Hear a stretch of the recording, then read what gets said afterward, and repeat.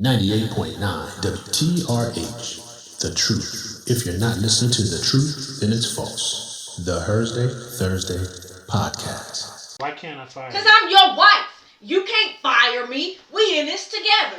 I want the truth. You can't handle the truth.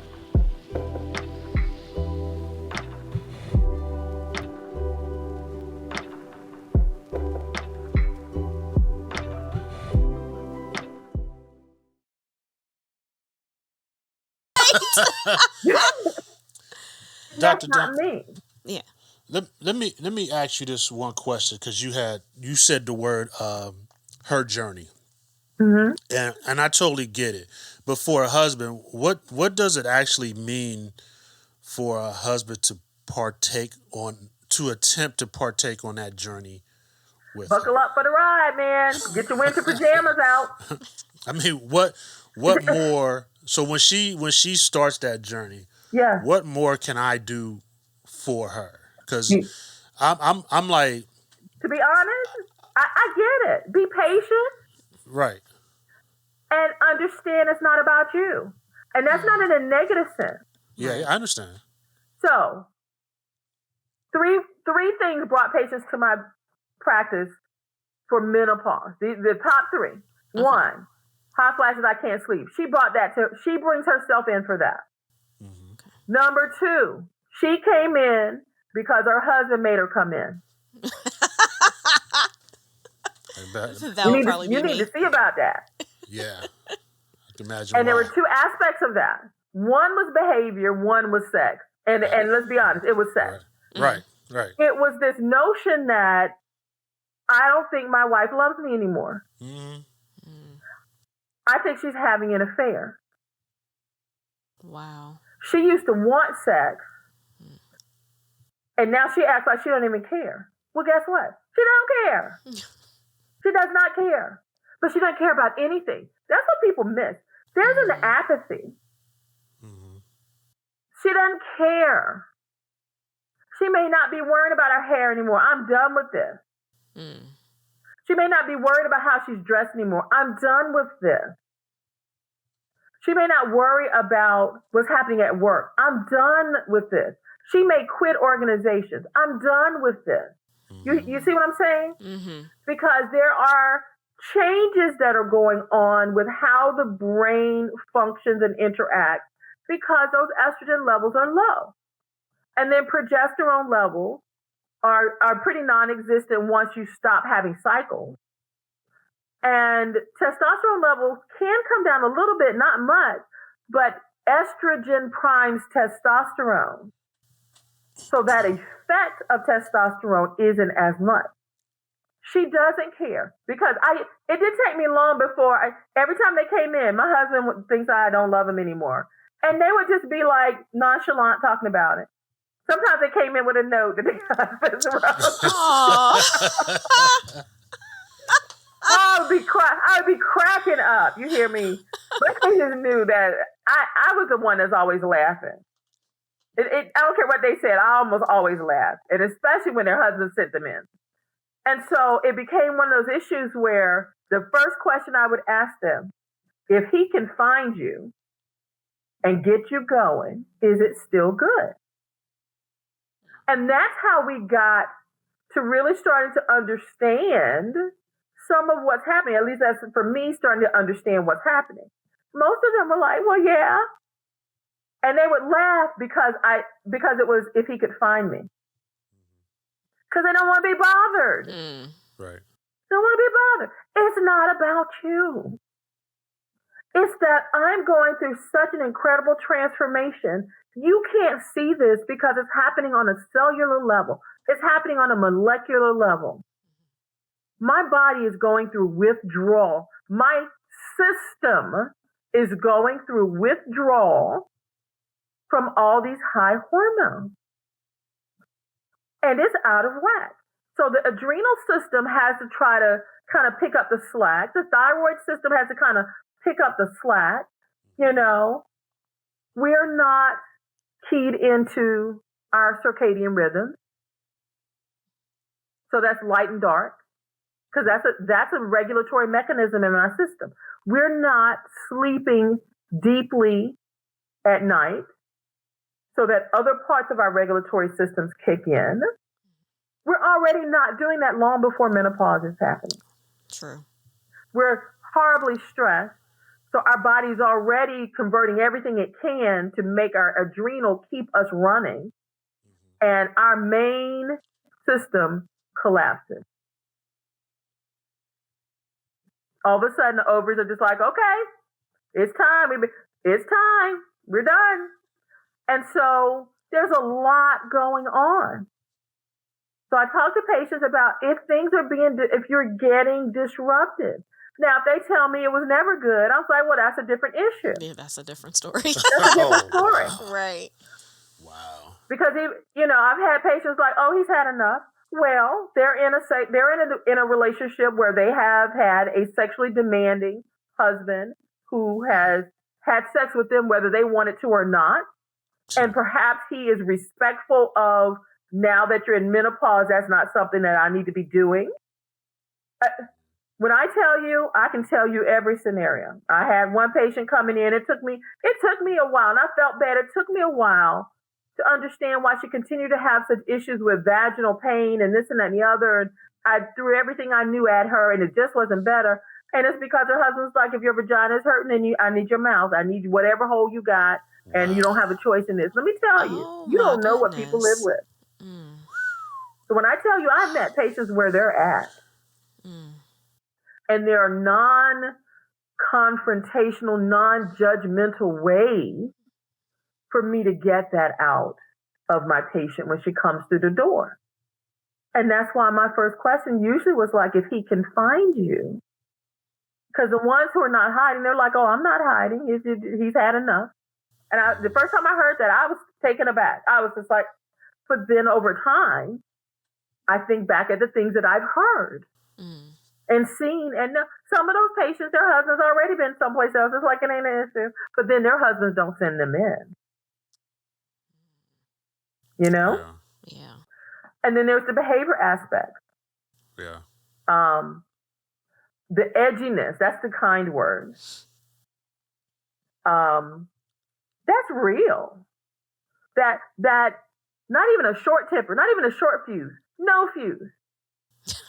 Because I'm already done before I even see you. So it doesn't matter what you do. The minute you step off and not be perfect, then I'm going to pounce on you. Yeah. And so that edginess, a lot of women will talk about anxiety. A lot of women will talk about depression and whatnot, but there is an edginess and an irritability and a short fuse. And some women will call it rage. And I've been there. I know that. I learned not to. My staff, they knew what my cycles were because they knew can't have no problems those 3 days. Because there's no telling how I would react. And I couldn't predict. That's the scary part about it. That's the part women don't talk to you about.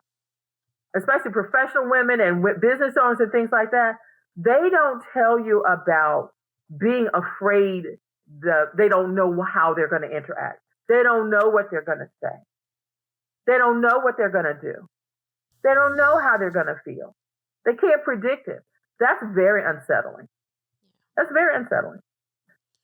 Then you start disrupting sleep, and that really blows everything up. So I tell my patients, I tell my clients now, I tell all women now, if you're not bothered, if it's not bothering you, then I don't need to intervene necessarily. It's not a disease. It's a transformation period that's normal, predictable, and routine. All women are going to go through it who've never had their ovaries destroyed or removed. That's just the bottom line. Right. So that's normal. But now if it's disruptive, do something, because guess what? You get no points for suffering. Right. Our grandmothers and great-grandmothers didn't have choices. We've got all kinds of choices. My favorite line of some of my friends want to know how I ever had a private practice. I said, because I'm very real with my patients. I keep it real. I used to tell them all the time, you don't want anything, that's fine. But do not be calling me, waking me up at midnight because you can't sleep. Because during the day in my office when the sun is out, I've offered you solutions Yeah. and you don't want them. And that's fine. But I'm not going to suffer with you. I'm going to give you your space. And I tell them, you know, is it your husband or is it you? It's probably your husband. Is it your kids or is it you? It's probably your kids. I said, but if your dog is hiding when you get home, you need some darn help. Because it's never the dog. Right. Right. You know? Mm-hmm. It's never the nicest person that you know who doesn't want to talk to you anymore. And if that person is your husband, if that person is one of your children and they cannot bear to be around you, you need to do something. Okay? Wise words, I mean, yeah. you know, so it's perspective, and sometimes the way we provide a little bit of another point of view matters. Right. As a husband, she got the fan on, she's half naked, she's sweating. The way to address the sleep disruption for everyone is not, I'm cold. And so you need to do something with that fan. You could go sleep somewhere else. Now, if she says that, then that's a problem. Right. You shouldn't make her have to say that. Now, understand, any interaction, you're probably going to get something that you don't want to hear, or you may not expect to hear, and whatnot. And that doesn't mean it's a planned response. Because the reason after cursing that man out, Right. and I say cursing him out, but I didn't curse him, but we were going back and forth because I told him he was an idiot. I told him he was a bad husband. Yeah, we know how that word works. You know, yeah. I used words that I knew would trigger a response, and I didn't care. But that was not me. That is not how I conduct myself as a professional. I don't conduct myself like that on my interpersonal relationships. That just wasn't me. Doesn't mean I don't have that capacity. And boy, that capacity came out. Man, I couldn't believe I said what I said to him. I couldn't believe it. Did he deserve it? Hell yeah. I was about to say, it makes me think about, what did he really say? Well, I know you can't disclose that, but I can. You don't know them. Oh, okay. Well, enlighten us then. If I say their name, if I give them a unique descriptor, you would know. But you don't know them. So it was an outpatient surgery. It's a newer set of clients, and he didn't show up to surgery. And they don't have kids. He sent his mom. He didn't show up for the pre-op. He didn't show up post-op. I've had patients where their husbands had to work and there was minimum time off, or they got a big project or whatnot, but they were on the phone ahead of time. They were inquiring. They had sent in a list of questions. I did all that I could to make sure that the relevant people got to me to ask their questions before surgery, after surgery, that they understood what was happening, what my expectations were, what happened during surgery. I just been a lot. You could not come there and be. It's not that you're a bad husband because you didn't come. It was that he just dropped him off. I had never heard anything from him. I went to talk to the mother-in-law, and she's like, "Oh, well, you need to call him. I'm just here to take her home." And so it was like he wasn't involved. Yeah. And yet he was running the show. And I was like, okay. But still, I wasn't even that didn't even irritate me. So I call him, and he's irritated that I've called him. What? And your wife is surgical? Yeah. Oh, come on. I mean, so when I tell you that he deserved it, it was the problem was that it was not my behavior. Mm-hmm. So I introduced myself on the phone because I'm calling him. The mother-in-law gave me the number. I called him. And I was just like, okay, I'm Dr. Ivery, blah, blah, blah, blah, blah, blah, blah. You know, we did surgery, blah, blah, blah. And he's like, I'm like, what's going on? He said, I'm in the middle of work and whatnot. I said, is there a better time? He said, it's never going to be a good time for you to call me. So just say what you got to say. I said, you were an ass. Oh, my goodness. And we went at it. We went at it. Well, he deserved it.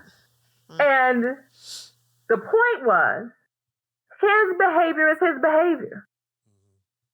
I wasn't fresh out of medical school and residency and not know how to conduct myself and be surprised at somebody's ridiculous behavior. My response in a different circumstance would have been like, sir, are we going to talk now? Or do you want to give me a specific time for us to talk and I'll call you back? That's what my response would typically have been.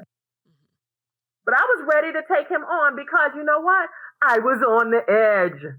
Right. I was ready for a fight just by waking up that morning. My running joke is if Chad comes and says something to me, this is just for my corporate patients.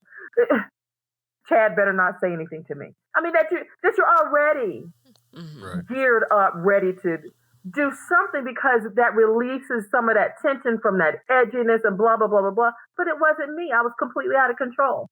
So I needed to do something right then and there. And I got on hormones. I have cancer risk in my family. I had never tolerated birth control pills or any other hormones. That's why I had never tried them before, but I wasn't that bothered. Right. You better believe I tried them. It was like a miracle pill. And I stayed on hormones maybe about a year and a half. And I tried to manipulate them in a way that reduced the cancer risk, but I couldn't. And so I stopped them. But my symptoms never even went close to what they had been. Yeah, that was after my a year and a question. half on hormones. And let me tell you, if I thought about having a hysterectomy just so I can go back on hormones. That's how much I was like, oh my God, this is everything. But there are other cancer risks to be considered. There's a lot of breast cancer in my family as you get older. I mean, so I was just like, I had to bite the bullet. Yes, I do some herbal things now, but it's not really as much for menopause as it is for enhancing the functioning of my body in a low hormone environment. You know? And so we meet people where they're at. Like, I really should go ahead and be marketing my menopause relief kit, but Yes, go ahead. yes, I'm gonna get it together. Because you know what women need? They need to feel better first, then they can figure out the rest. So I have just one question regarding the couple references to the herbals. Can you tell us about herbals that women can just take to help which kind of symptoms? Are there specifics that, or is it, you have to talk? No, there's so many things out there. There's so many cocktails, available. There's so many things over the counter. I have a specific set of things that I use, but I know of totally different things that work for plenty of women. So there are two things about it is that one, as a physician, I have to be mindful that if I start outlining things and people take that as medical advice. Okay. Yeah. So that's why I'm a little bit more resistant to that. I do those things on individual basis, or, you know, I say I'm going to start a community. We'll see, because that would mean I have to manage it. I don't want to do that. I don't want to do that. That's why I don't have a Facebook group. I'm not the one. I've already deleted several comments on TikTok or whatnot. I was like, you said the wrong thing, delete. I'm not for everybody. Yeah. Right. And I don't try to be. And now at this age and at this time and in this space, I'm not putting up with that. Right. Take that somewhere else. Right. So we can deal with so the folks who are into what I'm trying to say, who are picking up what I'm putting down, can pick this stuff up without you being in the way. Right. I don't feel like I need to appeal to everyone. I have a book coming out. Okay. That's going to outline all that stuff. Okay. Tell us about this. this Tell you book. dosing and things like that. No, but it goes over symptoms. It goes over the kind of things that I have seen work well for women when it comes to herbals, non-herbal, alternative medicine things. I mean, you know, when you come into a physician with a set of symptoms, there's a lot to be said about whether you tried to address your symptoms yourself, and if you did that work? So that's how I learned about a lot of the herbal stuff. Now, I'm certified in integrative holistic medicine as well. So I've done a lot of training to understand those things more. And there are things that I prefer over other things. But let me be clear. I don't know what the Chinese medicine doctor is going to give you, but works for you, works for me. Yeah. You know, kind of thing. Yes, I know a couple of things. Being in a small town, there are things there are limitations to what you have available to you. Right. That's another thing that we never talk about. If you're in an urban environment, you've got access to everything. If you're in a community of 50,000, that's 100 miles from the nearest big city, you're not going to have access to a whole lot of stuff. And then there's all this trash that's available on the internet only because you have access to anything. So how do you get good quality things? Yeah. First thing I ever used to tell my patients was estrogen. It's right there in the grocery, and it's right there in the pharmacy. And then the stuff about soy came out and blah, blah, blah, blah, blah. And so I was like, So then Promensil came out. No, Remifemin came out. Remifemin has black cohosh and Don Quai in it. You hear people talk about black cohosh, but those two things came out of traditional Chinese medicine, traditional, Southeast Asian medicine. And guess what? You never take black cohosh without Don Quai. And Don Quai is a belladonna. So in the U.S., you never give people belladonna. But if you use a Chinese name, it's a whole different ballgame. So Remifemin is available over the counter. I had a lot of patients do well with that. Then Promensil came out, Promensil, and it came out and it's got red clover. So red clover, I believe, comes out of indigenous populations in the Americas, that tradition in North America. So most of the herbal stuff are coming out of traditional remedies that different women in different cultures have had access to. So Vitex is chasteberry. That came out of, I think, an indigenous North American continent set of cultures. There's this bee pollen. I think that comes out of a Swedish indigenous culture habit. So there's a lot of stuff going on from a lot of different traditions, and that's where you're seeing all these herbal things. And guess what? A lot of them work. A lot of combinations. One day I'll be on a mountain, being a monk, learning Ayurveda. But I tell patients, what have you tried? Right. Some of the things in what I like in my menopause relief kit are nutraceuticals. So they're manufactured, but what's not manufactured? If you go into the store to buy it, it's manufactured. Mm-hmm. If you go out to the yard and pull the leaves and put them in your Mr. Coffee and rinse them with hot water and let them steep, it's not. Right.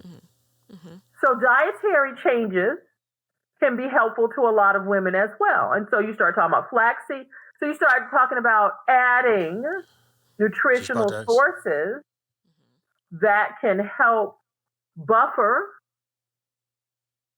be analogs to estrogens and whatnot. So we talk about soy, but if you look at Asian cultures, they don't eat raw soy. They eat fermented soy. So we don't, we go get soy milk. They don't do soy milk necessarily. They do some, but they do fermented soy. And so when we start talking about fermenting things, then we start talking about gut health. We start talking about what are we putting in our system. Right. That was my next question. Yeah. The beginning of the conversation is always, do you sleep 8 hours a day? Beginning and end of the conversation is always, do you sleep 8 hours a day? I can't fix your gut if you don't sleep. I can't fix your mood if you don't sleep. I can't fix your hormones if you don't sleep. So sleep is a big one. And when patients come in saying, I just can't sleep and I'm up all night and blah, blah, blah, blah, okay. Are you having problems getting to sleep? Are you having problems staying asleep? What's waking you up? Are you having problems waking early? Those are multiple different things. Is your husband snoring? Menopause is making your sleep lighter and you can't sleep through that anymore. You got to do something with that snoring. Are you snoring? You got to do something with that snoring. Okay? Sleep apnea is real, but you see a lot more sleep apnea during the menopause transition for whatever reason. There are a number of things. Smooth muscle tone changes. When we hit the age of menopause, we're heavier. Midlife kicks in. Okay? Menopause is women's built-in midlife crisis. It's built in. You know when it's going to happen. You know it's about to happen. All of it comes together. All of it happens at the same time. Men's hormones have a very, very, very, very, very gradual decrease over their entire lives. Of course. Over their entire lives. They don't lose fertility. Yeah, they don't stop fertility. But that point at which men hit a level low enough to start being symptomatic and whatnot tends to be around the same age, that 40 to 50 years, that midlife age. But men don't go through the same, men don't have a menopause. I hate when people talk about that. Oh, what about men's menopause? You don't have a menopause. You don't stop making hormones. Hormone manufacturing just decreases on a gradual and continuous, predictable slope. And so it's different. Women hit a wall. Men just kind of slide down a ramp. Face first, dead smack into the wall.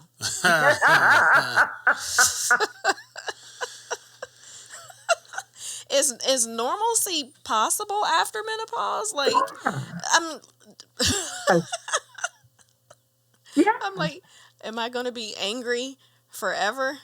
Hot forever? No, you're not. You're not. At some point, you're going to start getting cold again. Yay. Okay. Really, it could be 2 or 3 years after menopause, because your body has to get used to being in a different space. And there's a lot that we can do.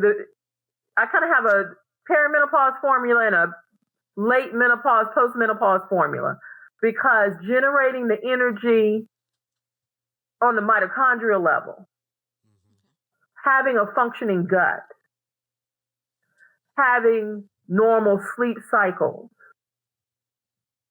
There's a lot of things that we weren't doing before menopause. The hormones just buffered the real effect. Does that make sense? Yes. Mm-hmm. And so we got to menopause teaches us that, okay, it's the real deal now. You don't have any backup. You don't have any reserve for the bad lifestyle you're living now. Okay. And that's a lot of it, because when you get a lot of that stuff going, it's fine. I'm not on any hormone. Look, I tried to be Skippy, and because I'm your typical Black patient, I feel better. I'm going to stop taking my stuff. So I'm taking my menopause relief kit stuff in July. And I noticed the difference in the energy level. And yet, as I really started to challenge myself that I have got to get this weight off, not because it's weight, but because it's a symptom of how much I've allowed my body to become a lack of priority for me, that it's unhealthy. Yeah. And within 10 years of menopause, women get the same heart disease risk as men. And I'm a walking heart disease issue. I'm walking cardiovascular disease. Diabetes in my family. Now, believe it or not, I'm moderately lucky. I don't have any heart attacks in my family. Strokes happen in the 80s. But I'm trying to live to be 134. I'm trying to live to see the year 2100. I can't be doing what I'm doing now and get there. Right. And so as I'm walking more, as I'm being very serious about my hydration level, oh my God. I'm working on it. Oh my God. Yeah. You're not by yourself. Man. We don't talk about that enough. And when we start talking about culturally competent stuff, if the majority of people doing studies are white, the reality is they don't know that Black people don't drink water. I hate water. I hate water. I feel like I'm drowning sometimes. Yes. I don't think I guess I'm not aware enough if there are studies out there, but there is something there when it comes to water intake with Black people, with African Americans. There is something there. And I think we need to start teasing that out, because hydration is everything. If you're fatigued, drink some water. Now, don't drink a liter of water 2 minutes before you go to bed and you're waking 'cause up at night because you have to pee, and then you That's realize me. you're hot. Yep. There was a lot of that. So as a physician, it's my duty and my expertise to tease out what's really happening. You're the expert on what's happening with you. Right. But I need to tease out what's actually happening so that will point me in the direction of what may be wrong. It's that simple. Yeah. Just because you're not sleeping at night, everybody in menopause who's not sleeping at night isn't waking up with hot flashes. Isn't waking up because of hot flashes. Okay. There's a difference. They may not be sleeping as deeply as they normally do. So anything is triggering them to wake up. Okay. They may not have been able to get to sleep. And so that chronic lack of rest is what's giving them an inability to stay asleep. So there are all kinds of things. Right. They drank water right before they went to bed, and now they have to pee, and that's what woke them up. So if I stop them from hydrating 3 hours before bed, whatever your water intake, you have it done 3 hours before you go to bed. Your body doesn't need water on the clock. We give IV fluids in the hospital because that's how we do it. That's not how normal functioning works. You get boluses of water. So bolus all that water before it's been 3 hours before bedtime so that you can empty all of that, because our brains, our sleep shuts down urine production. People don't know that. If you're in deep sleep, your body's not producing urine. Sleep is the priority. Your brain shuts most things down so that the sleep cycle can do what it's supposed to do. You're not going to lose weight if you don't sleep and get into deep cycles. You can't fix mood disorders if you don't have normal sleep cycles. Good to know. 3 hours before bed, stop drinking. 3 hours before bedtime. Yeah. You had one last question? I had one. I know we got to wrap it up. But just one thing that it was something bone density, bone loss. Is that? I know it comes with age in general, but does menopause have any impact on that? How do we battle? It's huge, but risk factors. I can do webinars on every single question that you all have asked me. And it's so much. Mm-hmm. Yes, bone density is a big deal. Okay. Bone density is a big deal. African American women are not at high risk of osteoporosis, which is the loss of bone to the point that bone can fracture spontaneously or with very little trauma. Okay? Mm-hmm. That's osteoporosis. Osteopenia is decreased bone density to the point that fractures that you're at increased risk of fracture with normal behavior. Had a patient that came in with her feet all wrapped up. I was like, "What happened?" And then, woman visit. "Oh, I broke my toes walking up the stairs." I was like, "Huh? Walking up the stairs?" See, patients tell you. My old professors told me, patients gonna tell you exactly what's wrong. You need to listen. If you go to a doctor and the first thing they do is start talking instead of listening, they're gonna miss things. You get the patient to tell you their story. Okay. If you're in a preventive visit, you point out things that may not seem routine and question them conversationally. She was walking upstairs and bumped into the risers and broke 3 toes. I said, "You have osteoporosis." She's like, "What do you mean?" I said, "They didn't get a bone density." She's like, "No, I just have a couple broken toes." I said, "You don't break toes walking up the stairs." Yeah, I'm like, did she fall? Like, what happened? No, just walking. That is. How many times do we knock our feet, knock part of the stairs going up? Yeah. You don't even think about it because that's a routine part of life that you knock into something. But she knocked into something routinely and broke toes. That's osteoporosis. No one had told her. None of the people treating her for those broken toes had ever broached the subject to her that her bone density was low. I said, you need a bone density. And I wrote her for a bone density. Sure enough, she had osteoporosis. And she was just floored. I said, I'm sorry you're floored. I'm sorry that you got seen by folks who didn't put two and two together. You're 53. Right. And this was a skinny white woman. And that's the highest risk group ethnically when you start talking about osteoporosis. So what do we know about bones? Women will put on maximum bone density by age 30. Our bones are there to hold calcium so that our hearts can function appropriately. They also serve to allow us to be able to move, to stand upright, to be upright, to move. Right. Because your muscles have to have something to play against to get you to move. That's it. So, once you hit menopause, the highest rate of bone loss in a woman's life is the first 5 years after menopause, after your last period. What do we know about bone? You keep bone based on hormone levels and activity levels that stress the bone. We emphasize weight-bearing exercise because our spine and our pelvis are essential in us being able to move around.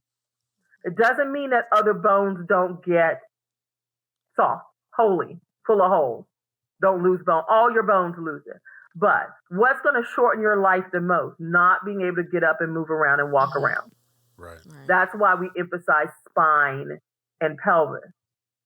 And we talk about weight-bearing exercise. Right. If you are doing, and walking, that's all you have to do. You don't have to run.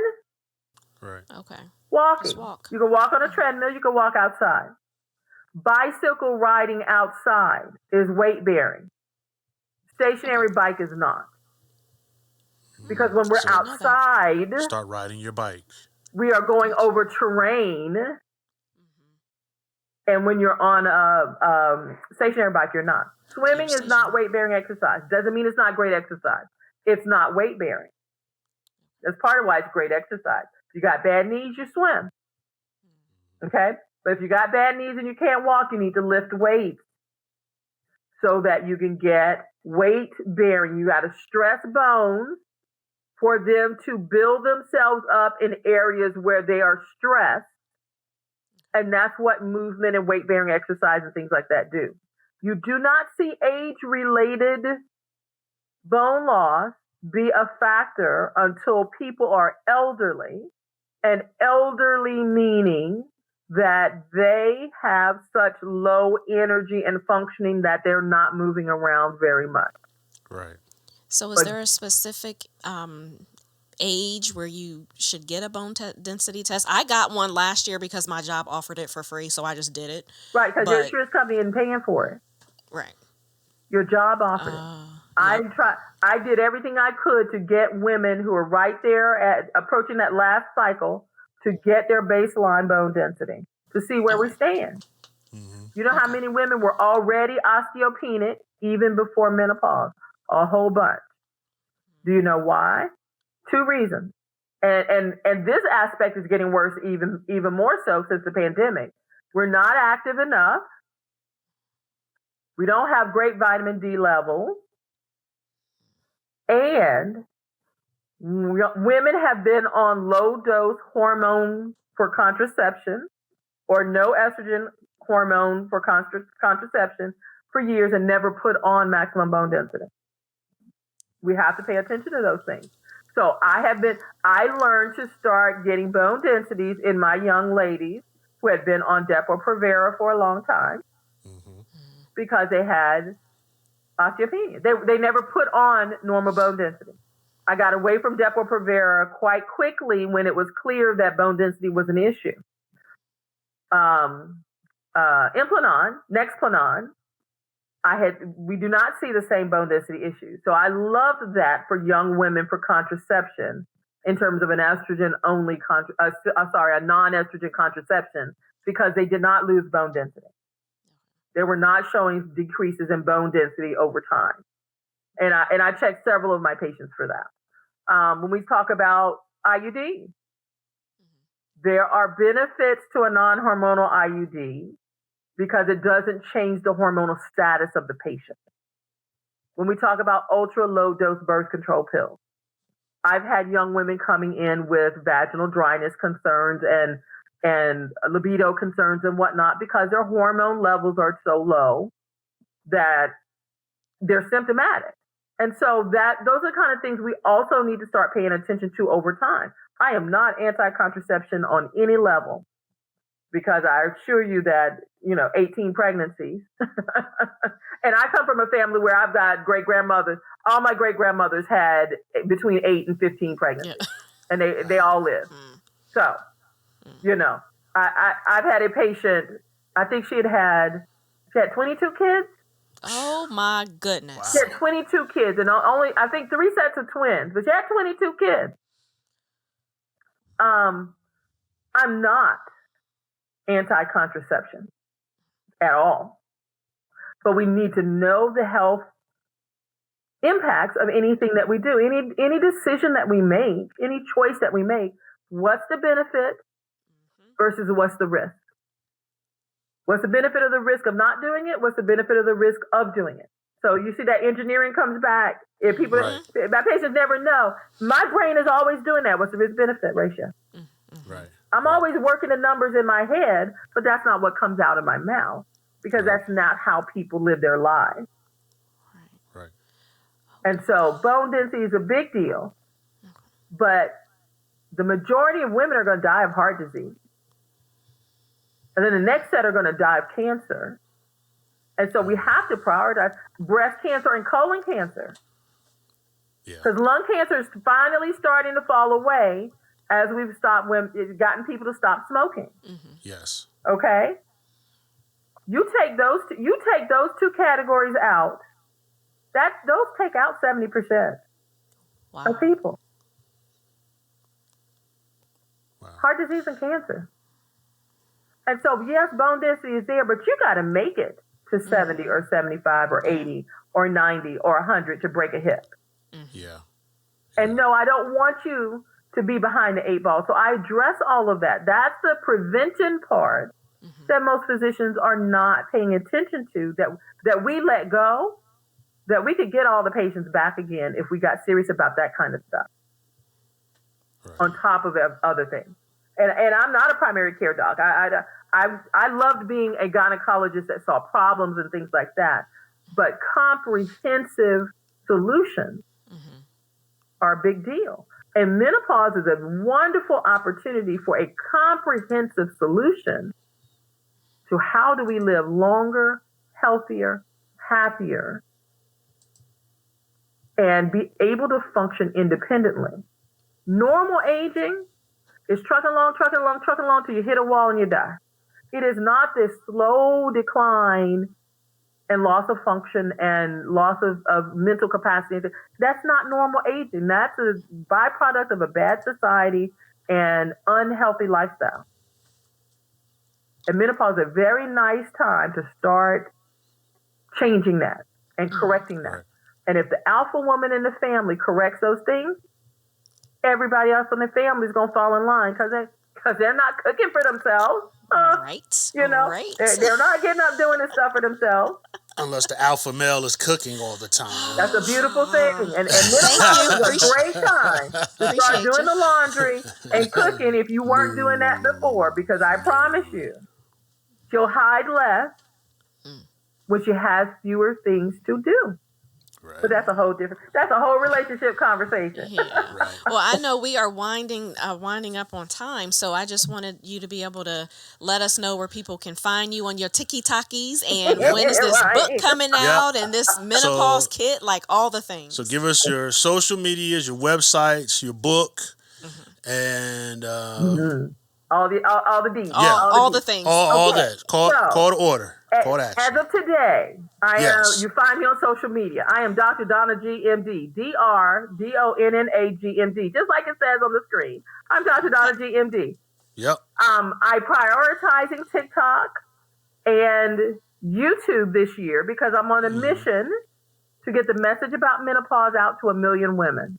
Okay. Okay. So I want everybody sharing this broadcast and whatnot, and then hit me up on social media with your, what your thoughts are. So Instagram, TikTok, YouTube at Dr. Donna GMD, LinkedIn, all of that. My website is not up and running because I had been on the fence about needing one. Okay. But I'm going to get that together. My book is coming out in March. It's called Not Your Granny's Menopause. Okay. Okay? Good. A simple guidebook to menopause to answer the question, why didn't anybody prepare us for menopause? I like it. Right. There you go. Because we're not in school anymore and there are no tax dollars for that. So I put out a book. And then I'm going to be doing live speaking. So you need to follow me on social media because I'm probably coming to your area very soon. Because we want to get the message out. Women need to know they're not alone. Right. You need to know you're not alone. What you're going through in menopause, somebody else is going through a journey just like that. You need to know that. We need to talk about menopause. No more silence and no more shame. Talk about it. Right. Compare notes. But be clear on where you are. You're not trying to keep up with the Joneses. Okay? You're not trying to be in the mean girl crowd or whatever. You be clear on what you're going through. And then we talk about all the things available to help you with that. Okay? And that's what I do. So I'm Dr. Donna GMD, your guiding guru, and I'm all about menopause. Dr. Donna, this was great. Yes, informative. Thank you so much. My pleasure. So remember, you can catch the Two Harks Sundays at 4 on itkcommunityradio.com. Music, inspiration, and fun. The Two Harks on IG and Facebook. Yes. Just look up the Two Harks. And our sponsor, Sons of SP Phillips. Yes. Sons of SPP on all platforms at sonsofspphillips.com. We want to thank Dr. Donna. Thank you.